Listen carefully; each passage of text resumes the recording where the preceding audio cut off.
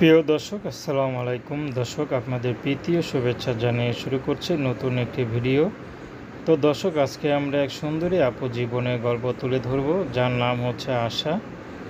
আশার বিয়ে শাদী হয়নি, আশা একা। তো আশার পরিবারে শুধু আশার এক বোন আর এক ভাই আছে, আর মা আছে।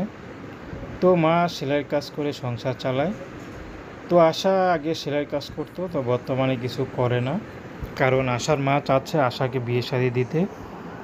কিন্তু কে বিয়ে করবে, ভাঙা ঘরে থাকে। তো আশাকে দেখলে মনে হয় না যে আশা অনেক গরিব ঘরের মেয়ে, কারণ আশার বাবা ছিল ব্যবসায়ী, কিন্তু হঠাৎ করে মারা যাওয়ায় তাদের এই অবস্থা খারাপ হয়ে যায়। তো আশার মা তেমন পড়াশোনা নাই যে ভালো চাকরি করবে, বা আশাকেও তেমন শিক্ষিত করতে পারেনি যে ভালো একটা চাকরি করাবে।